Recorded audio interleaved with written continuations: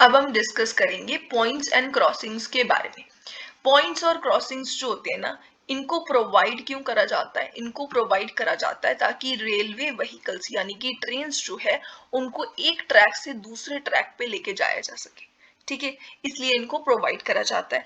अब ये पोर्शन जो होता है ना, ये वीक पोर्शन होता है ट्रैक का। एक रेलवे ट्रैक जो होगा उसका ये एक वीक पोर्शन होता है जहां पे डीरेलमेंट हो सकती है ट्रेन की।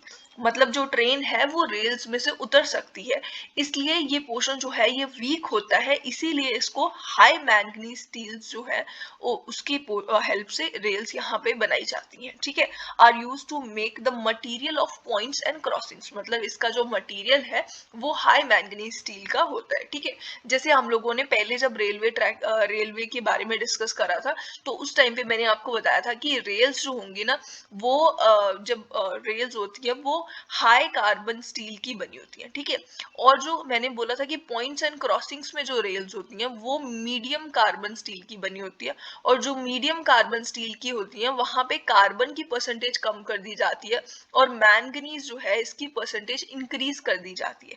पॉइंट्स एंड क्रॉसिंग्स में मैंने बोला था कि मैंगनीज की परसेंटेज इंक्रीज कर दी जाती है। ठीक है, अब अगर आप इस डायग्राम में देखो, यहाँ पे आपको दिख रहा है कि इलेक्ट्रिकल लेफ्ट टर्न आउट। ठीक है, यहाँ पे ये टर्न आउट है जो कि इलेक्ट्रिकल लेफ्ट, मतलब कि यहाँ पे ये ट्रेन इस तरीके से लेफ्ट साइड में निकल के जा सकती है, टर्न होके निकल सकती है। ठीक है, यहाँ तो ये स्ट्रेट जा सकती है या फिर ये लेफ्ट टर्न लेके जा सकती है, इसलिए ये इलेक्ट्रिकल लेफ्ट टर्न आउट है।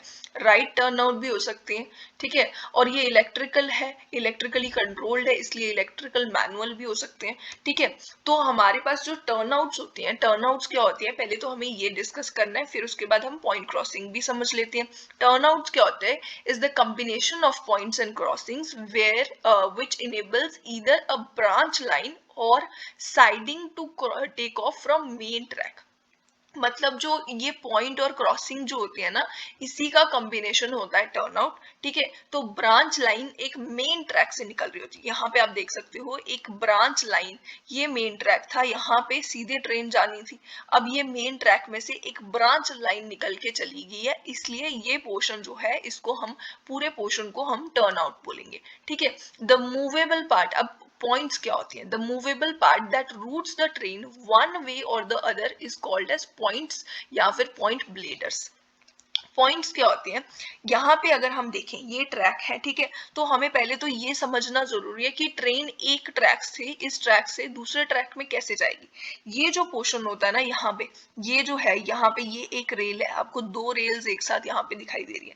इस पोर्शन में भी ये एक रेल है और ये एक दूसरी रेल यहाँ पे आपको दिख रही है। ठीक है, इस रेल को टंग रेल बोला जाता है। ठीक है, ये जो यहाँ पे दिख रही है एकदम से जो आगे है ट्रेन रेल जो ये है, इसको हम टंग रेल बोलते हैं। ये वाली जो रेल है, ठीक है, ये रेल और ये जो अंदर वाली ये वाली रेल, ठीक है, ये दोनों की दोनों जो है ये मतलब कि मूव कर सकती है। मतलब आप देखो यहाँ पे जो पोजीशन है, यहाँ पे आपको दिख रही है कि ये वाली रेल यहाँ पे मतलब इस जगह पे है। ये जो रेल है ये यहाँ से यहाँ भी जा सकती है, मतलब कि ये बिल्कुल इसके साथ ऐसे चिपक सकती है। जैसे यहाँ पे ये वाली रेल चिपकी हुई है ना, ये सेम वे में ये वाली चिपक जाएगी और ये वाली थोड़ी ओपन अप हो जाएगी, ये ऐसे हो जाएगी। ठीक है, तो ये रेल्स जो होंगी ये मूव कर सकती हैं। ठीक है, तो जो ये मूवेबल पार्ट होता है ना, इसी पार्ट को बोला जाता है पॉइंट्स एंड क्रॉसिंग, जो कि एक ट्रेन को रास्ता दिखाता है। ये रास्ता कैसे दिखाता है अब मैं आपको ये समझाती हूँ। जैसे हमारे पास व्हील्स होते हैं, आपने देखे हुए हैं ट्रेन के व्हील्स कैसे होते हैं। ये ट्रेन के व्हील्स होते हैं इस तरीके से, ये फ्लैंज हो गए दो और फिर उसके बाद ये इंक्रीजिंग डाया, ठीक है, अंदर की तरफ इंक्रीजिंग डाया होता है। ठीक है, तो ये दो व्हील्स हैं सपोज। ठीक है, तो ये व्हील्स क्या होता है, यहाँ से ये आ रहे हैं, सपोज एक ट्रेन आ रही है, इसके ये फ्लैंजेस है, यहाँ पे ये फ्लैंज अंदर होता है रेल के, और ये वाला पोर्शन होता है डाया, इस तरीके से होता है इसका। ठीक है, तो ये फ्लैंज आ रहा होगा, अब आप देख सकते हो यहाँ पे उसको गैप दिखेगा और ये सीधे ऐसे करके चली जाएगी ट्रेन। ठीक है, यहाँ वाला फ्लैंज जो होगा वो ऐसे करके जा रहा होगा। ठीक है, और ये हमारे पास ये इसका मतलब व्हील है। ठीक है, यहाँ पे फ्लैंज को यहाँ पे कोई गैप नहीं दिखा, इसलिए यहाँ से भी ये सीधे चली गई। यहाँ पे ये जो पोर्शन है ना, यहाँ ये जो पोर्शन है बिल्कुल यहाँ का पोर्शन, इसमें ना एक छोटा सा गैप होगा। यहाँ पे आप देख सकते हो ये एक छोटा सा गैप होगा, बिल्कुल छोटा सा। यहाँ पे मैं अगर जूम इन करूं तो ये जो पोर्शन है ना, यहाँ पे थोड़ा सा गैप होगा, इसलिए ये जो ट्रेन है ये निकल के यहाँ से मजे से चली जाएगी। ठीक है, तो मतलब कि इस टाइम पे जो ये ट्रैक बना हुआ है ना, जैसा आपको दिख रहा है, इस टाइम पे ट्रेन बिल्कुल स्ट्रेट जाएगी। अगर ये दूसरा वाला पोर्शन, जैसे मैं बोल रही थी कि ये जो पोर्शन है ये बिल्कुल इसके साथ यहाँ पे चिपक जाएगा, मतलब ये वाली रेल जो होगी वो बिल्कुल इसके साथ चिपक जाएगी, ये वाली रेल जो होगी वो ये थोड़ी ओपन अप हो जाएगी, यहाँ पे एक पोर्शन बच जाएगा, गैप हो जाएगा। ठीक है, तो यहाँ पे अगर सपोज ये पूरा चिपक गई है इसके साथ और यहाँ पे गैप है, तो क्या होगा, यहाँ पे ये एक व्हील है, व्हील का फ्लैंज है। ठीक है, ये इस तरीके से ये फ्लैंज इसके साइड में है। ठीक है, थोड़ा और मैं प्रॉपरली बनाती हूँ। ये जो है हमारे पास, ये देखो यहाँ पे ये रेल बिल्कुल सपोज कि ये चिपक गई है इसके साथ। ठीक है, यहाँ से ये चिपक गई है, ये हमारे पास एक फ्लैंज है। ठीक है, और ये इसका डाया है, इस तरीके से रेल का डाया है। ठीक है, ये फ्लैंज अब इसके साथ है, यहाँ पे इसको बिल्कुल गैप नहीं दिखा। अब ये चलते चलते बिल्कुल इस तरीके से यहाँ से ये निकल के चला जाएगा, क्योंकि यहाँ पे गैप था, मैंने बोला था यहाँ पे भी गैप है, इस साइड पे भी और इस साइड पे भी। अगर आप डायग्राम को फिर से मैं जूम इन करती हूँ, ये जो पोर्शन है ना, यहाँ पे भी एक गैप है और एक यहाँ पे भी है, दोनों साइड पे एक वी जैसा ये बना हुआ है और ये दोनों साइड से ओपन है। मैं आपको एक और डायग्राम से दिखाती हूँ। ये देखो यहाँ पे ये इस तरीके से, इधर भी एक गैप है, इधर को भी जा सकती है, इधर को भी जा सकती है। ठीक है, तो ये गैप है यहाँ पे दोनों। ठीक है, तो ये इस टाइम पे अगर ये बिल्कुल चिपकी हुई रेल होगी तो ये ऐसे करके ट्रेन जो होगी यहाँ से ये निकल जाएगी, और ये ओपन होगा तो यहाँ से ये बीच में चली जाएगी ट्रेन और यहाँ से ऐसे करके निकल जाएगी। मतलब कि हमारे पास ये दो रास्ते हैं, दो तरीके से ये मूव कर सकती है। तो ये पॉइंट्स में होता है, पॉइंट्स की हेल्प से होता है। अब पॉइंट्स एग्जैक्टली हम किसको बोलेंगे, ये जो पोर्शन है, दो पोर्शन, मतलब यहाँ पे दो पॉइंट्स है। ठीक है, इसलिए इसको पॉइंट्स बोला जाएगा। की बात है क्रॉसिंग। क्रॉसिंग क्या है, crossings provide required gap between the rail to be crossed to enable wheel flanges to pass through the gaps. ये रिक्वायर्ड गैप प्रोवाइड करता है। क्रॉसिंग एग्जैक्टली क्या पोर्शन है, इस पोर्शन को हम क्रॉसिंग बोलते हैं। ठीक है, यहाँ से आपको एक रिक्वायर्ड गैप मिल रहा है ताकि व्हील जो है एक रेल को दूसरी मतलब क्रॉस करके निकल सके दूसरी वाली रेल के साथ। ठीक है, मतलब कि यहाँ पे अगर आप देखो, crossings provide required gap between rails, rails के बीच में गैप प्रोवाइड करता है to be crossed to enable wheel flanges to pass through the gap, ताकि वो जो व्हील फ्लैंजेस है उस गैप में से निकल जाए। इस पूरे पोर्शन को आप देख सकते हो, यहाँ पे व्हील फ्लैंजेस निकल के जा सकते हैं, तो ये पोर्शन को हम क्रॉसिंग बोल सकते हैं। और यहाँ पे आप देख सकते हो ये एक वी क्रॉसिंग है, इसके बारे में हम और डिस्कस करेंगे आगे।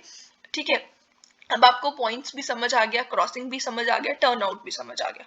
अब ये जो पॉइंट्स एंड क्रॉसिंग का पोर्शन है, इसको हम, इसके अंदर क्या क्या पोर्शन होता है, क्या क्या पार्ट्स होते हैं, वो हम समझते हैं। ठीक है, थ्रो बार या फिर टाई बार।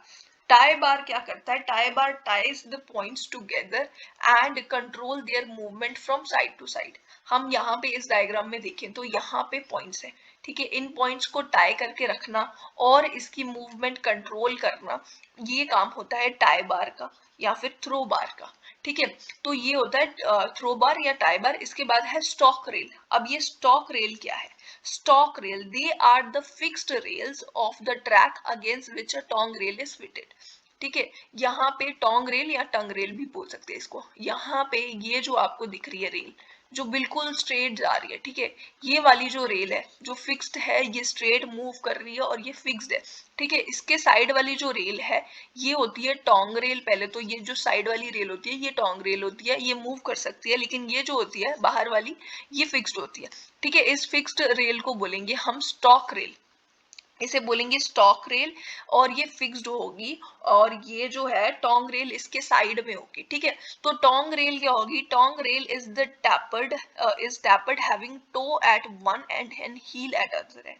ठीक है, टोंग रेल टैपर्ड मतलब इस तरीके से मुड़ी हुई। ठीक है, तो ये जो पोर्शन है यहाँ से यहाँ, ये यहाँ से शुरू होगी एक रेल और यहाँ से यहाँ तक आ रही है। ठीक है, इस तरीके से ये वाली रेल है, उसके बाद ये आगे कंटिन्यू में चल रही होगी, यहाँ तक इसका पोर्शन होगा जो रेल का।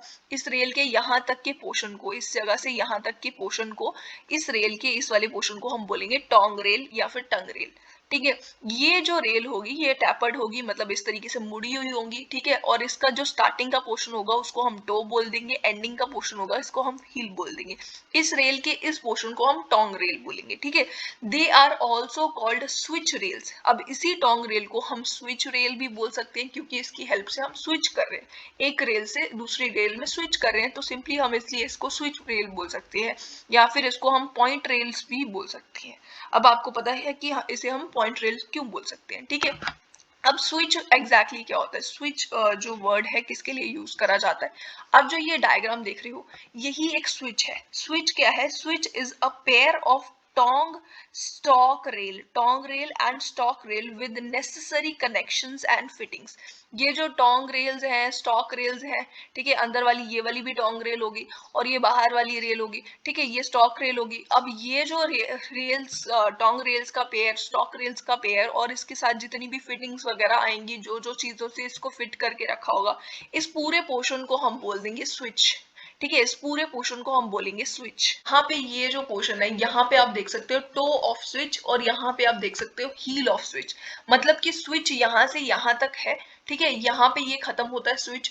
इसका जो पोर्शन है, स्टार्टिंग पोर्शन होगा, उसे बोलेंगे टो ऑफ स्विच, ठीक है। ये जो हमारे पास टोंग रेल है, टोंग रेल का टो और स्विच का टो एक जगह ही होगा, ठीक है।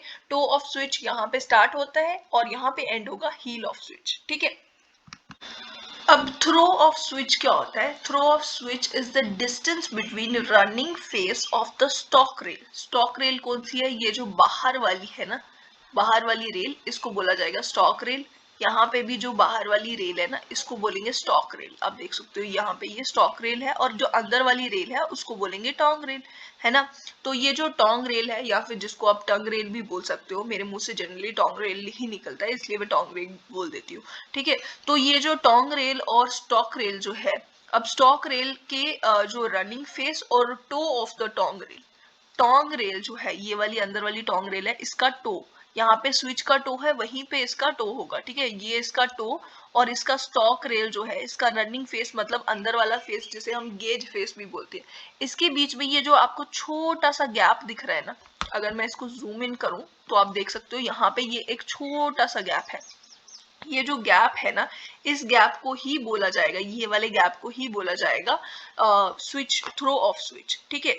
इसी को हम बोलेंगे थ्रो ऑफ स्विच, ठीक है। मतलब कितने डिस्टेंस से ये वाले पोर्शन को मूव करा जा सकता है, ठीक है। इसको बोल सकते हैं, या फिर हम, it is the maximum distance by which the toe of the tongue rail end moves side way. मतलब इसका जो टो है वो कितना साइड मूव कर सकता है, या फिर कितना इसके साथ चिपक सकता है, ये भी बोल सकते हैं। इसका जो डिस्टेंस है, ये वाला डिस्टेंस, इसी को बोलेंगे थ्रो ऑफ स्विच। और ये कितना हो सकता है, इंडियन रेलवेज ने स्पेसिफाई किया है 95 mm फॉर ब्रॉड गेज और 89 mm फॉर मीटर गेज। अब ये वाली जो वैल्यूज है ना, ये मिनिमम वैल्यूज है। अगर आपसे कोई मैक्सिमम वैल्यूज पूछे तो ब्रॉड गेज के लिए मैक्सिमम वैल्यू जो है ना, वो है हमारे पास 115 mm, और मीटर गेज के लिए जो मैक्सिमम वैल्यू है, ये मैक्सिमम वैल्यू है 100 mm, ठीक है। तो ये आपको वैल्यूज याद रखनी है। उसके बाद है sequence of train when it passes a turn out from facing direction। अब ये डायरेक्शन जो होगी ना, ये होगी फेसिंग डायरेक्शन, ठीक है। ये फेसिंग डायरेक्शन होगी, ये वाली डायरेक्शन जहां पे ये एंड होता है, इसको बोला जाएगा ट्रेलिंग डायरेक्शन, ठीक है। अब इसका सीक्वेंस जो है ट्रेन का, फॉर अ ट्रेन, ट्रेन जो है जब फेसिंग डायरेक्शन से आएगी, उसको क्या क्या चीजें आएंगी, किस सीक्वेंस में आएंगी। सबसे पहले उसको दिखेगा टो ऑफ स्विच, ठीक है। आप देख सकते हो ये है टो ऑफ स्विच यहाँ पे, ठीक है। ये आपको टो ऑफ स्विच उसे दिखेगा ट्रेन को जब ये मूव करेगी फेसिंग डायरेक्शन से। फिर उसके बाद उसकी दिखेगी टोंग रेल, उस टो से ही स्टार्ट हो जाएगी टोंग रेल इस तरीके से, या फिर टंग रेल, ठीक है, ये स्टार्ट होगी। फिर उसके बाद उसे दिखेगी लीड रेल, और फिर उसके बाद दिखेगी क्रॉसिंग्स। क्रॉसिंग जो है, यहाँ पे ये जो पोर्शन है, अगर हम देखें यहाँ पे ये जो पोर्शन है ना, ये हो जाता है क्रॉसिंग्स, ठीक है। ये जो पोर्शन है ये वी क्रॉसिंग है, ठीक है। तो ये पोर्शन हो जाएगा क्रॉसिंग। अब इसको लीड रेल, ये वाली रेल को हम बोलेंगे लीड रेल, ठीक है। तो यहाँ पे जब यहाँ से स्टार्ट हुआ, यहाँ पे फिर टोंग रेल दिखी, फिर उसके बाद इसको लीड रेल दिखी, लीड रेल के बाद इसको क्रॉसिंग्स दिखी, ठीक है। तो इस तरीके से ट्रेन जब फेसिंग डायरेक्शन से आएगी तो इस तरीके से कुछ सीक्वेंस होगा। उसके बाद आता है हील ब्लॉक। हील ब्लॉक क्या है? It is cast iron block to which the tongue rail या फिर tongue rail and lead rail both are bolted. Lead rail या फिर टोंग रेल जो होगी उसको दोनों को बोल्ट करके रखा होगा, इन दोनों को बोल्ट करा होगा to their respective stock rails, उसके स्टॉक रेल के साथ बोल्ट करके रखा होगा, रोक के रखा हुआ। ठीक है, तो ये जो यहाँ पे आप देख सकते हो हील ब्लॉक क्या है, ये जो पोर्शन है ना यहाँ पे, ये पोर्शन होता है हील ब्लॉक। ठीक है, यहाँ पे इसको हमारे पास जो टोंग रेल या फिर टंग रेल है इसको और लीड रेल को, लीड रेल जब यहाँ से ये जाएगी तो ये लीड रेल होती है ना, ये वाली लीड रेल और ये दो टोंग रेल है दोनों को बोल्ट करके रखा होगा, पकड़ के रखा होगा इस पोर्शन में। ठीक है, इसके बाद है हील क्लियरेंस और हील डाइवर्जेंस। हील क्लियरेंस और हील डाइवर्जेंस क्या होता है? It is the distance between running edge of the stock rail and the switch rail. इन दोनों के रनिंग एजेस के बीच का distance at the switch heel. Switch heel पे जो स्टॉक रेल है इसका रनिंग फेस और स्विच रेल का रनिंग फेस, यानी कि स्विच रेल किसको बोलते हैं? हमने टोंग रेल जब डिस्कस करी थी तो मैंने आपको बताया था टोंग रेल का दूसरा नाम एक है स्विच रेल या फिर इसको हम पॉइंट रेल भी बोल सकते हैं। ठीक है, तो ये जो स्विच रेल और स्टॉक रेल के बीच के जो इनर डिस्टेंसेस के बीच का जो डिस्टेंस होगा, perpendicular distance, it is always measured perpendicular to the stock rail. तो जो परपेंडिकुलर डिस्टेंस होगा ना उसी को हम बोलेंगे हील क्लियरेंस या हील डाइवर्जेंस। अगर आप क्लियरली देखो तो ये आउटर रेल जो स्टॉक रेल थी और ये स्विच रेल है। ठीक है, सपोज ये आउटर रेल है, इस तरीके से ये आ रही है। ठीक है, और ये इस तरीके से स्विच रेल है। ठीक है, ये हो गई आउटर, ये इनर वाली। ठीक है, तो ये जो रेल्स है ना इनके इनर फेस, यहाँ से जब फ्लैंज आएगा इस तरीके से व्हील है ये, इसका ये फ्लैंज जो होगा, ठीक है, इसका फ्लैंज आएगा तो वो अंदर वाली साइड इसके साथ चिपक चिपक के जाएगा, इसलिए ये इनर वाला फेस जो होगा, ये वाला फेस, ये इनर फेस, और इसका इनर फेस कौन सा होगा? ये वाला इनर फेस होगा। ठीक है, इनके इनर फेसेस के बीच का जो डिस्टेंस होगा उसी को हम बोलेंगे हील क्लियरेंस या हील डाइवर्जेंस। ठीक है, इसी को हम बोलेंगे हील क्लियरेंस या फिर हील डाइवर्जेंस। ये वाला डिस्टेंस जो होगा इसको हम बोलेंगे हील क्लियरेंस या फिर हील डाइवर्जेंस। और ये जो है इंडियन रेलवेज ने स्पेसिफाई करा हुआ है 137 to 133 mm for broad gauge track, broad gauge track के लिए, और 117 टू 121 ये आ गया मीटर गेज ट्रैक के लिए। ठीक है, ये मीटर गेज ट्रैक के लिए। अब ये स्विच एंगल क्या होता है? Switch angle is the angle between running faces और gauge faces of stock rail और tongue rail when tongue rail touches the stock rail.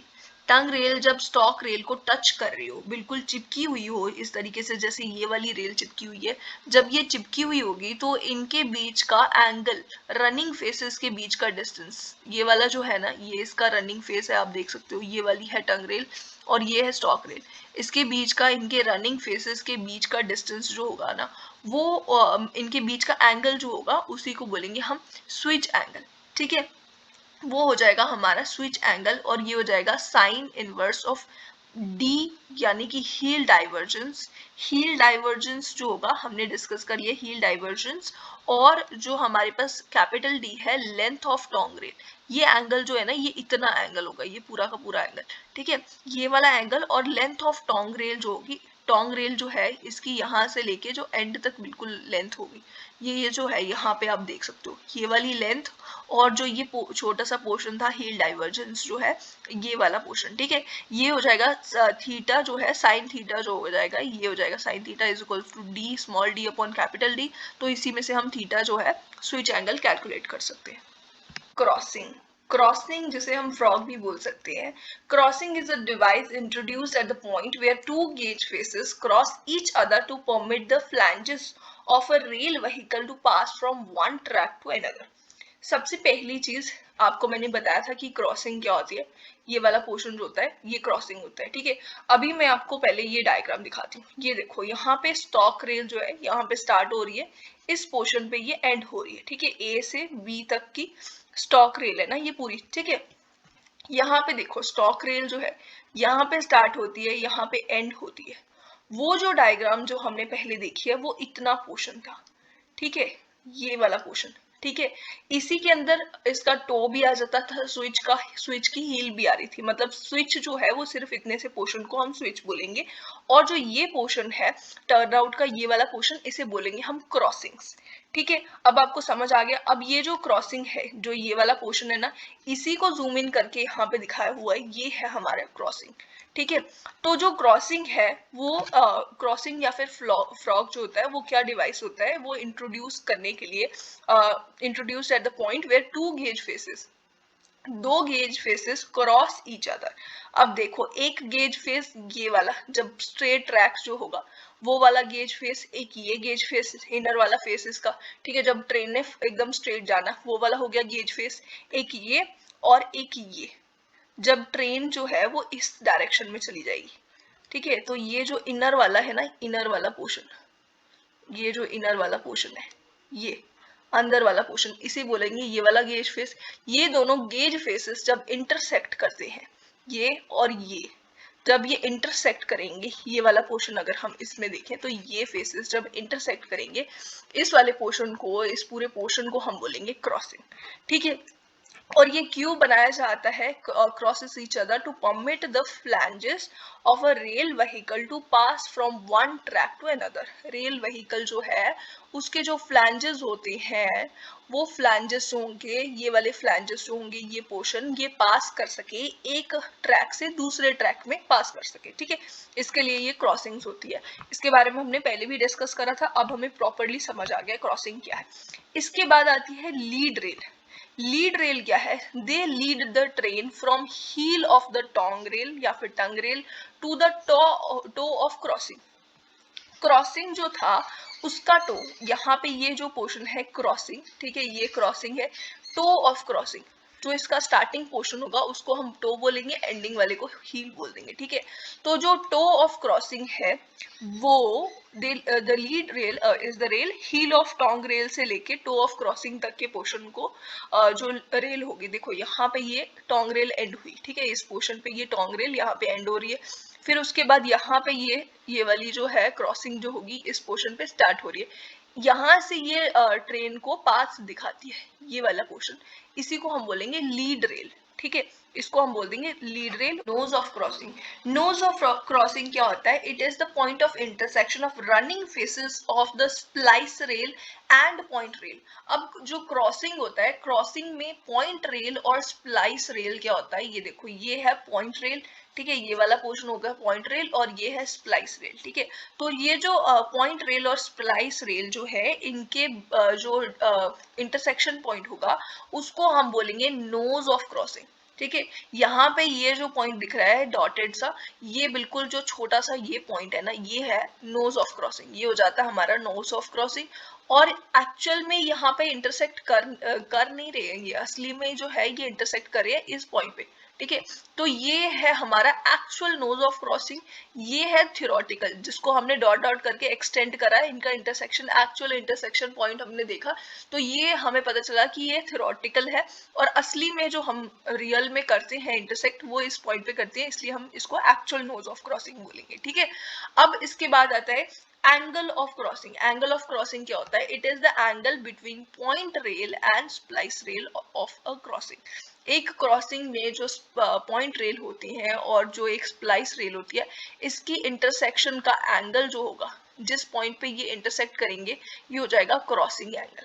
ठीक है, इसका इंटरसेक्शन एंगल हो गया क्रॉसिंग एंगल। इसके बाद आता है विंग रेल।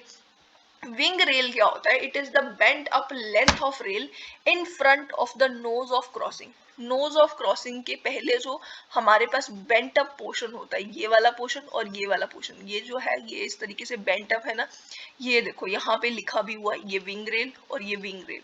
ठीक है, ये इस तरीके से बेंट है दोनों की दोनों रेल्स।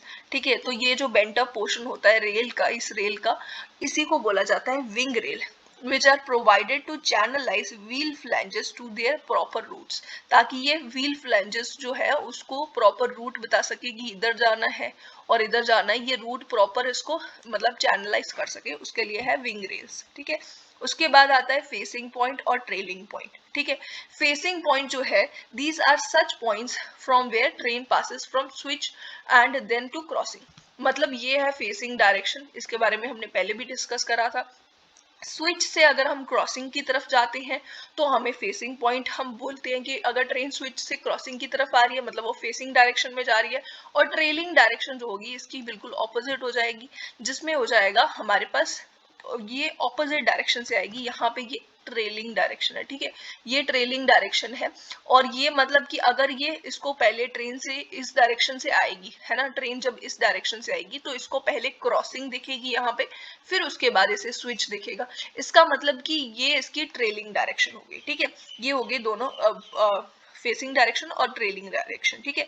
अब इसके बाद यहाँ पे ये एक पॉइंट रेल भी है जो यहाँ पे हो गया ये पोर्शन, ठीक है, ये भी हम डिस्कस कर लेते हैं। The rail of the main track which forms one side of the nose of crossing, यहाँ पे ये जो पॉइंट रेल दी हुई है यही मेन ट्रैक की जो रेल होती है, ये थोड़ा एक डायरेक्शन बनाती है, एक मतलब इसकी हमारे पास जो क्रॉसिंग है उसका नोज ऑफ क्रॉसिंग का एक साइड बनाती है, उसी को बोल देते हैं पॉइंट रेल। इसके बाद आता है स्प्लाइस रेल। हम लोगों को पता चल गया है कि स्प्लाइस रेल क्या होता है, मैं डेफिनेशन रीड कर देती हूँ। The rail of the branch line which meets the point rail at the nose of crossing, ठीक है, ये हो गया हमारा स्प्लाइस रेल। उसके बाद होता है flare. Flare is the gradual widening of the flange way formed by bending the ends of check rail या फिर विंग रेल। फ्लैंज वे क्या है पहले तो ये समझ लो। ये फ्लैंज यहाँ से जब हमारे पास वही वो व्हीकल आ रही होगी, ट्रेन होगी, ठीक है, ये जब आ रही होगी ये इसका टायर होगा, यहाँ से ये फ्लैंज इसके साथ चल के आ रहा होगा, टायर के फ्रंट पोर्शन में ये वाला पोर्शन जो होगा यहाँ पे ये फ्लैंज होगा, ठीक है, ये फ्लैंज यहाँ से निकल के आएगा, इस रास्ते से निकलेगा, यहाँ से भी निकल सकता है, यहाँ से भी निकल के जा सकता है, तो ये जो जब इधर वाली साइड से आएगा तो यहाँ से निकल के जाएगा। तो ये जो है ना, ये जो रास्ता है, ये जो रास्ता है इसे बोला जाएगा फ्लैंज वे, क्योंकि फ्लैंज यहाँ से निकल के जा रहा है, ठीक है, तो ये आ गया फ्लैंज वे। और जो फ्लैंज वे है, ठीक है, इसी को जब वाइड करा जाता है, ये वाले पॉइंट पे अगर आप देख सकते हो यहाँ पे ये वाइड हो रहा है, ठीक है, ये वाइड हो रहा है, इस वाले पोर्शन को हम बोल देंगे फ्लेयर, ठीक है। It is the gradual widening of flange way formed by bending the ends of check rail. अब ये वाली रेल जो है ये विंग रेल है, चेक रेल या फिर विंग रेल दोनों को हम बेंड करके जब ये पोर्शन वाइड करते हैं। अब आप देखो चेक रेल क्यों लिखा हुआ है यहाँ पे, चेक रेल्स पहले हम देख लेते हैं क्या होती है। Check rails are provided on opposite side of crossing, crossing के ऑपोजिट साइड पे यहाँ पे ये चेक रेल आप देख सकते हो, यहाँ पे भी ये एक चेक रेल आप देख सकते हो, ऑपोजिट साइड ऑफ क्रॉसिंग पे ये प्रोवाइड करे हुए होते हैं for guiding one wheel of the vehicle and thus to check the tendency of other wheel to climb over the crossing, ठीक है। मतलब कि ये जो चेक रेल्स होती हैं इसके ऑपोजिट में होती हैं ताकि ये जो व्हील है उसको रास्ता ये दिखा सके, सिंपली हम ये समझ सकते हैं कि चेक रेल ये होती है, ठीक है। अब ये जो चेक रेल है यहाँ पे भी बीच में यहाँ कुछ गैप होगा, यहाँ से अगर फ्लैंज जो आएगा इस पोर्शन पे भी कुछ बीच में गैप होगा, ठीक है, उसको भी हम फ्लैंज वे बोलेंगे। और उसकी जो एंडिंग होगी यहाँ पे इस पॉइंट पे अगर हम देखें सेम इस तरीके से फ्लेयर की जैसे ही इसकी एंडिंग होगी, इसीलिए यहाँ पे भी इसको हम फ्लेयर बोल सकते हैं, ठीक है, इसको भी हम फ्लेयर बोल सकते हैं। ये जो चेक रेल्स होती है ना, चेक रेल्स को हम कर्व्स पे भी प्रोवाइड कर सकते हैं। On the curves check rails parallel to the inner rail can be introduce to control wear, ताकि वियर एंड टियर को कंट्रोल करा जा सके, ठीक है। तो check rails are used if the degree of curve is more than 8 degree for broad gauge track. अगर broad gauge track है तो 8 डिग्री से ज्यादा कर्व है तो हमें चेक रेल्स यूज करनी है। अगर मीटर गेज ट्रैक है और 14 डिग्री से ज्यादा का कर्व है तो हमें चेक रेल्स यूज करनी है, ठीक है। इसके बाद आता है flange way depth. Flange way depth क्या होती है? It is the vertical distance between top of rail to heel block. Flange way depth जो होती है, यहाँ पे अगर हम ये वाली डायग्राम देखिए, top of the rail, rail की जो टॉप है ये वाला पोर्शन और ये हील ब्लॉक है, ठीक है, यहाँ इसके बीच का जो डिस्टेंस होगा इसी को हम बोलेंगे फ्लैंज वे डेप्थ, ठीक है, इसको हम फ्लैंज वे डेप्थ बोलेंगे। ये हमारे पास जो चेक रेल जो है ना, चेक रेल और हमारे पास जो ये आउटर स्टॉक रेल होती है, ठीक है, ये जिस जहाँ पे इसका टो होता है ना, टो वाले पोर्शन पे वहां पे हील होता है, मतलब हील होता है यहाँ पे, ठीक है, एंड होता है यहाँ पे स्विच का, वहां पे हील होती है, हील वाले पोर्शन पे आप देख सकते हो ये हील ब्लॉक है यहाँ पे प्रोवाइड करा गया, ठीक है। तो हील वाले पोर्शन पे ये इसका रेल का हेड यहाँ से लेके हील ब्लॉक के बीच का डिफरेंस, ठीक है, ये हो जाता है हमारा फ्लैंज वे डेप्थ। इसके बाद आती है term flange way clearance. Flange way clearance क्या होती है?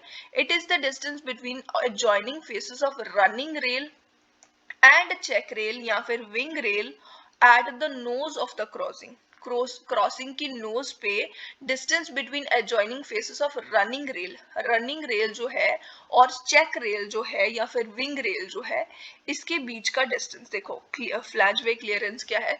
ये हमारे पास दो रेल्स है एक साथ, ठीक है। ये यहाँ पे स्टॉक रेल और स्विच रेल लिखे हुए, ठीक है। ये यहाँ पे इसकी दो डेफिनेशन हो सकती है फ्लैंज वे की। Flange way clearance is the distance between adjoining faces of tongue rail and stock rail, ठीक है। स्विच रेल टोंग रेल को ही बोलती है। इसके एडजॉइनिंग फेसेस मतलब इसके एक दूसरे के सामने वाले फेस, ऐसे मैं आपको यहाँ पे डायग्राम में दिखा रही हूँ सिर्फ यहाँ पे समझाने के लिए कि इसके जो सामने वाले फेसेस है उनके बीच का जो डिस्टेंस है ना, उसी को बोला जाएगा फ्लैंज वे क्लियरेंस। यहाँ पे अगर हम टोंग रेल और ये वाली होगी टोंग रेल और ये स्टॉक रेल, ठीक है, इसके बीच का डिस्टेंस जो है ये वाला डिस्टेंस, ठीक है, इनके जो सामने वाले फेसेस जो है एडजॉइनिंग फेसेस, इसके बीच का डिस्टेंस जो है ये वाला पोर्शन, इसको बोलेंगे हम फ्लैंज वे क्लियरेंस, ठीक है। इसको हम फ्लैंज वे क्लियरेंस बोल सकते हैं या फिर हम एक और चीज को फ्लैंज वे क्लियरेंस बोल सकते हैं। It is the distance between adjoining face of running rail and check rail या फिर विंग रेल। देखो यहाँ पे हम देख रहे थे जब चेक रेल देख रहे थे, एक तो ये चेक रेल और ये वाली पोर्शन, तो यहाँ पे भी फ्लैंज वे था, यहाँ पे भी फ्लैंज वे है, ये वाला पोर्शन भी फ्लैंज वे है। ये जो यहाँ पे आपको जितना पोर्शन दिख रहा है, जिस पोर्शन में फ्लैंज जो है वो चल के जा सकता है, उस वाले पोर्शन को फ्लैंज वे बोलते हैं, है ना। तो जो उसका परपेंडिकुलर डिस्टेंस है, ये जो रास्ता हो गया ना, ये लेंथ वाइज हो गया कि ये पूरा फ्लैंज वे है। इसका जो परपेंडिकुलर डिस्टेंस मतलब कितना गैप उसके पास अवेलेबल है जिसमें से वो निकल के जा सकता है, उसको बोलेंगे फ्लैंज वे, ठीक है।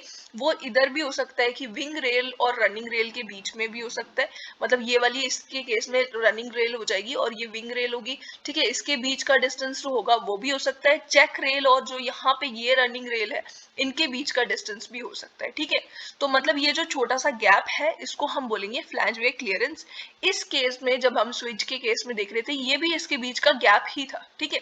तो ये हमारा हो जाता है फ्लैंज वे क्लियरेंस, ठीक है। अब हम एक क्वेश्चन देखते हैं। Flange way clearance is the distance between the adjoining faces of running rail and check rail near the crossing. ये हो गया एक इसका ऑप्शन है। सेकंड ऑप्शन है between the gauge faces of the stock rail and tongue rail और through which the tongue rail moves laterally at the toe of switch, none of the above. अब इसका आंसर फर्स्ट आंसर है, इसका सही answer between the adjoining faces of running rail and check rail. अब यहाँ पे क्या प्रॉब्लम है स्टॉक रेल और टोंग रेल के केस में, यहाँ पे क्या प्रॉब्लम है कि यहाँ पे गेज फेस लिखा हुआ, गेज फेस जो है ना वो हो जाएगा। यहाँ पे आप देखो अगर हम गेज फेस की बात करें तो ये वाला इसका गेज फेस है और ये वाला इसका गेज फेस है, मतलब ये पूरा डिस्टेंस ये हो गया हील डाइवर्जेंस। ये फ्लैंज वे क्लियरेंस नहीं है, ये जो इनर वाला डिस्टेंस है जिसपे जिसे बोलते हैं एडजॉइनिंग फेस, ठीक है। अगर यहाँ पे गेज फेस की जगह एडजॉइनिंग फेस वर्ड लिख दिया होता ना तो ये आंसर भी सही होना था, ठीक है। तो ये दोनों ही आंसर सही हो जा रहे थे, बट यहाँ पे गेज फेस लिखा हुआ इसलिए ये जो क्वेश्चन है ये यहाँ पे ये फर्स्ट वाला आंसर हो जाएगा इसका, ठीक है। इसके बाद हमारे पास आती है टाइप ऑफ क्रॉसिंग्स। क्रॉसिंग जो है एक्यूट एंगल क्रॉसिंग हो सकती है या वीक क्रॉसिंग हो सकती है, जिसमें ये जो रेल्स हैं गेज फेसेस जो होंगे इनके, ये दो गेज फेसेस एक्यूट एंगल पे इंटरसेक्ट करेंगे तो इसे हम एक्यूट एंगल क्रॉसिंग बोल देंगे। एक होगी ऑब्ट्यूज एंगल क्रॉसिंग जिसमें गेज फेसेस जो होंगे वो मिलेंगे ऑब्ट्यूज एंगल पे और इसको हम डायमंड क्रॉसिंग भी बोल सकते हैं, ठीक है। फिर उसके बाद आती है स्क्वायर क्रॉसिंग, जब दो ट्रैक्स जो होंगे वो क्रॉस करेंगे एट राइट एंगल, ठीक है, उसको कहा जाएगा स्क्वायर क्रॉसिंग और ये क्रॉसिंग रेयरली पाई जाती है, मतलब रेयरली यूज करी जाती है, ठीक है। फिर उसके बाद हमारे पास अकॉर्डिंग टू मैन्युफैक्चरिंग जो क्रॉसिंग्स होती हैं उसकी कुछ क्लासिफिकेशन है जिसमें आएगा बिल्ट अप क्रॉसिंग या फिर कास्ट स्टील क्रॉसिंग। इसके सिवाय है कंबाइंड रेल और कास्ट क्रॉसिंग जो कि कॉम्बिनेशन होती है बिल्ट अप और कास्ट स्टील की क्रॉसिंग का। इसके बाद हमारे पास है calculation of the crossing angle, जो क्रॉसिंग एंगल के मेथड्स है कैलकुलेट करने के, या फिर इसे हम बोल सकते हैं क्रॉसिंग की डिजाइनिंग के जो मेथड्स है। इसमें है सेंटर लाइन मेथड फर्स्ट, जो कि यूज करा जाता है यूएस और ब्रिटेन में। ठीक है, अब ये जो सेंटर लाइन मेथड है, इसको समझने से पहले हम यहाँ देखें, ये हमारे पास क्रॉसिंग था। यहाँ पे ये जो दो रेल्स थी, ये एक स्प्लाइस रेल और एक पॉइंट रेल, ये दोनों इंटरसेक्ट कर रही थी। और ये जो बिल्कुल पॉइंट था जहां पे ये इसका इंटरसेक्शन जो है, ये वाला जो पॉइंट था, इसको हमें बोल रहे थे हम लोग थ्योरेटिकल नोज ऑफ क्रॉसिंग, और ये है असली में इसका एक्चुअल नोज ऑफ क्रॉसिंग। तो हम यहाँ पे थ्योरेटिकल नोज ऑफ क्रॉसिंग देखेंगे, एक्चुअल नोज ऑफ क्रॉसिंग नहीं देखेंगे। थ्योरेटिकल नोज ऑफ क्रॉसिंग की हेल्प से ही हम कैलकुलेट करेंगे ये जो एंगल है। ठीक है, तो ये जो है, ये पॉइंट यहाँ पे दिख रहा है जो हमें, ये है थ्योरेटिकल नोज ऑफ क्रॉसिंग। ठीक है, ये जो सेंटर लाइन मेथड है, इसमें ये वाला जो पोर्शन है इसका, ये जो ये एंगल को, अल्फा एंगल को इक्वली डिवाइड कर देता है ये वाला पोर्शन। ये है हमारा जो परपेंडिकुलर है, इस ट्राइंगल का जो परपेंडिकुलर है, ये है एन। ठीक है, ये एन है, और एन क्या है, एन होता है नंबर ऑफ क्रॉसिंग, जो कि होता है स्प्रेड ऑफ क्रॉसिंग। इसकी वैल्यू आ जाएगी N is equals to spread of length of crossing, spread of length of crossing. ठीक है, लेंथ ऑफ क्रॉसिंग ये आ जाएगा, और ये इसे डिवाइड करा जाता है by the length of crossing. ठीक है, ये हो जाता है हमारे पास n। ठीक है, ये हमारे पास n होता है। लेकिन यहाँ पे जो मेथड हम देख रहे हैं, अब यहाँ पे अगर इस मेथड में हम देखें कि n जो है, इसको हमें अल्फा एंगल जो है वो कैलकुलेट करना है, n की वैल्यू निकालनी है, नंबर ऑफ क्रॉसिंग निकालनी है। तो मतलब यहाँ पे इस मेथड में जो है, हमारे पास ये जो पोर्शन है, इतना पोर्शन हो जाएगा हाफ। ठीक है, ये पोर्शन हो जाएगा हाफ। अब हमारे पास जो है एक ट्राइंगल है, राइट ट्राइंगल आपको दिख रहा है इस तरीके से, ये वाला। तो अगर हम देखें यहाँ पे tan alpha by 2, tan alpha by 2 की वैल्यू हो जाएगी परपेंडिकुलर अपॉन बेस, यानी कि 1/2 अपॉन n, है ना, ये इसकी वैल्यू हो जाएगी।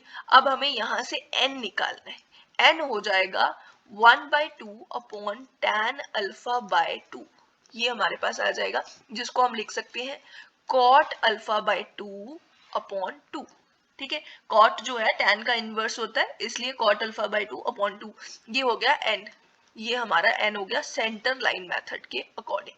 ठीक है, फिर उसके बाद आता है isosceles method, isosceles triangle method. अब इसमें ये जो ट्राइंगल है, पहले तो ये एक आइसोसेलेस ट्राइंगल माना गया है। ठीक है, और यहाँ पे n जो है, हमने नंबर ऑफ क्रॉसिंग जो लिया था ना, ये वाली जो स्लांटिंग जो हमारे पास लेंथ है ना, इसको हमने n माना हुआ है। मतलब ये दूसरी वाली लेंथ जो है, ये आइसोसेलेस ट्राइंगल है, तो ये वाली लेंथ भी n हो जाएगी। ठीक है, तो ये जो n है, हमें पता है ये n है, और यहाँ पे स्प्रेड ऑफ क्रॉसिंग यूनिट ही है, 1 यूनिट ही है। ठीक है, 1 इसकी वैल्यू है, ये अल्फा बाय 2 दोनों एंगल्स है हाफ ऑफ। ठीक है, और यहाँ पे अगर हम अब ये वाले पोर्शन को हम हाफ मान लेते हैं ना, ये हो जाएगा हाफ। तो अगर अब हम देखें इसकी वैल्यू, अगर हम इसे देखें, ये आ जाएगा हाफ, और यहाँ पे n है हमारे पास। तो हम अगर फिर से अब निकालें, यहाँ पे हम साइन थीटा निकाल लेते हैं, ये आ जाएगा alpha by 2 sine theta is equals to perpendicular upon hypotenuse, है ना। परपेंडिकुलर हो गया 1/2, हाइपोटेनियस हो गया n। ठीक है, तो यहाँ पे ये थीटा साइन अल्फा बाय 2 था ये। ठीक है, is equals to sine alpha by 2। ठीक है, और यहाँ से n हो जाएगा sine 1/2 upon sine alpha by 2। तो हम ऐसे भी लिख सकते हैं कोसेक अल्फा बाय 2 अपॉन 2, इस तरीके से भी लिख सकते हैं। ठीक है, ये हमारा n हो गया इस केस पे। नेक्स्ट हमारे पास जो केस आता है, नेक्स्ट आता है हमारा केस राइट एंगल मेथड। ठीक है, ये आ गया राइट एंगल मेथड, जिसको हम कोल्स मेथड भी बोल देते हैं। ठीक है, और जो कि यूज करा जाता है इंडिया में। ठीक है, अब ये जो मेथड है, इसके अकॉर्डिंग ये जो मतलब ये जो ट्राइंगल है, ये एक राइट ट्राइंगल है। ठीक है, अब ये हो जाएगा हमारा थ्योरेटिकल नोज ऑफ क्रॉसिंग। यहाँ पे ये एंगल अल्फा है, और जो हमारा n है ना, यहाँ पे n मेजर करा जाएगा अलोंग द साइड। ठीक है, इसकी साइड में, ये वाली जो साइड है, इसका बेस जो है, इसके बेस को हम n मानेंगे, नंबर ऑफ क्रॉसिंग जो n है वो इसका बेस माना जाएगा। ठीक है, और यहाँ पे यूनिट इसकी परपेंडिकुलर जो है, उसको हम बोलेंगे 1 यूनिट, जो कि सेपरेशन हो जाएगी। अब अगर हम tan अल्फा अल्फा लिख दिए। अब हम डायरेक्टली अल्फा लिखेंगे, इसको अल्फा बाय 2 नहीं लिखेंगे। tan alpha is equals to 1 upon n, यानी कि n is equals to 1 upon tan alpha, जिसको हम लिख सकते हैं cot अल्फा। ठीक है, ये इंडियन सिस्टम के अकॉर्डिंग होता है। ठीक है, अब इसका एक्चुअल में सिग्निफिकेंस क्या है? अब यहाँ पे आपने कई बार सुना होगा 1 in 8.5 टर्न आउट। ठीक है, ऐसा सुना होगा टर्न आउट जो है 1 in 8.5 है, या 1 in 12 का सुना होगा, 1 in 16 का सुना होगा। ठीक है, तो ये जो टर्न आउट है यहाँ पे 1 जो है 1 है सेपरेशन। ठीक है, सेपरेशन बिटवीन दीज रेल्स ये हो जाता है 1, और यहाँ पे 8.5 क्या है, ये है n, नंबर ऑफ क्रॉसिंग जिसे हम बोल देते हैं, ये n की वैल्यू होती है। ठीक है, यहाँ पे ये n 12 है, यहाँ पे n 16 है, इस तरीके से होगा। ठीक है, तो यहाँ पे इसकी हेल्प से आप क्या कर सकते हो, इसकी हेल्प से आप अल्फा जो है ये कैलकुलेट कर सकते हो। यहाँ पे अगर हम n की वैल्यू 8.5 पुट करते हैं, cot alpha is equals to 8.5 अगर हम पुट करते हैं, तो अल्फा हो जाएगा cot इनवर्स ऑफ 8.5। ठीक है, इसकी वैल्यू आ जाएगी 6.70 डिग्री। ठीक है, इसकी हेल्प से आप एंगल ऑफ क्रॉसिंग कैलकुलेट कर सकते हो। इंडियन रेलवेज में 1 in 8.5 टर्नआउट जो है वो यूज करा जाता है गुड्स ट्रेन के लिए, और 1 in 12 या फिर इसके साथ साथ 1 in 16 जो टर्नआउट है ये यूज करा जाता है पैसेंजर ट्रेन के लिए। ठीक है, और 1 in 20 और 1 in 24 जो है टर्नआउट ये अभी रिसेंटली इंट्रोड्यूस करे गए हाई स्पीड ट्रेन के लिए। ठीक है, अब डिजाइन ऑफ टर्नआउट जो है यहाँ पे सबसे पहले आती है lead of crossing. Lead of crossing क्या है? It is the distance measured along the length of the main track. Main track यानी कि आउटर जो ट्रैक है इसकी लेंथ के अलोंग जो डिस्टेंस मेजर करा जाएगा, and is the distance between heel of the switch, switch की heel to the theoretical nose of crossing, and is determined as follows. पहले तो यहाँ पे देखो, ठीक है, यहाँ पे जो हमारा ये था स्विच यहाँ पे कहीं एंड कर रहा था। ठीक है, फिर उसके बाद ये आगे थ्योरेटिकल नोज ऑफ क्रॉसिंग, ये तो एक्चुअल है, इसके थोड़ा सा पीछे होगी theoretical nose of crossing. Theoretical nose of crossing से लेके ये जो पोर्शन है, ठीक है, इतना पोर्शन ये हो जाएगा लीड या फिर लीड ऑफ क्रॉसिंग। ठीक है, इस पोर्शन को बोल देंगे। अगर हम इस डायग्राम में देखें तो ये हमें दिया हुआ है डाइवर्जेंस, हील डाइवर्जेंस है ये। ठीक है, अगर ये हील डाइवर्जेंस है मतलब यहाँ पे हमारे पास हील ऑफ स्विच है। ठीक है, तो इस पोर्शन से लेके यहाँ से लेके जो हमारा थ्योरेटिकल नोज ऑफ क्रॉसिंग है यहाँ तक के डिस्टेंस को हम बोलेंगे लीड, या फिर इसे हम बोलेंगे लीड ऑफ क्रॉसिंग। ठीक है, अब इसके बाद पहले तो हमारे पास आता है कर्व लीड। अब जो कर्व लीड होता है ये क्या होता है? It is the distance from the tangent point T to the theoretical nose of crossing.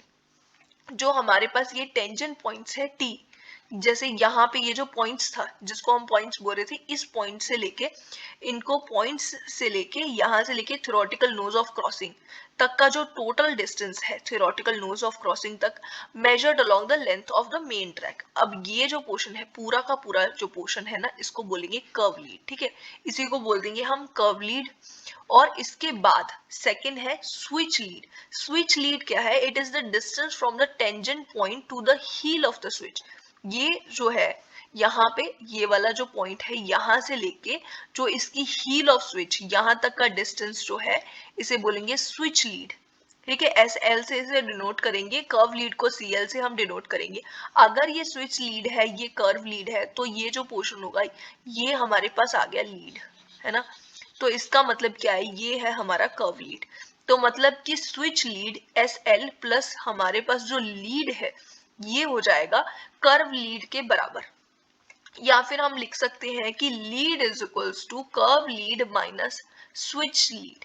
ठीक है, इसी तरीके से इसको हम डिटरमाइन करते हैं। कर्व लीड में से जब हम स्विच लीड माइनस करते हैं हमें लीड की वैल्यू मिल जाती है। अब जो ये लीड है ना, ये डिपेंड करता है इस एंगल के ऊपर।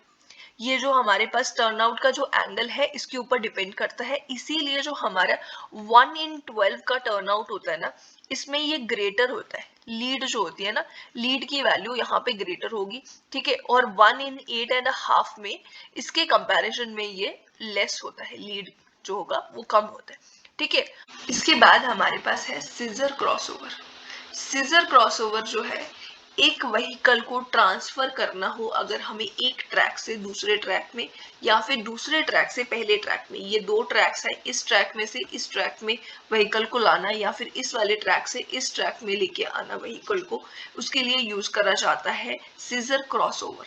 अब ये सीजर क्रॉसओवर जो है ये प्रोवाइड करा जाएगा यहाँ पे लैक ऑफ स्पेस हो, जिसकी वजह से दो अलग अलग सेपरेट क्रॉसओवर्स नहीं प्रोवाइड करे जा सकते, तो हम सीजर क्रॉसओवर प्रोवाइड कर देते हैं।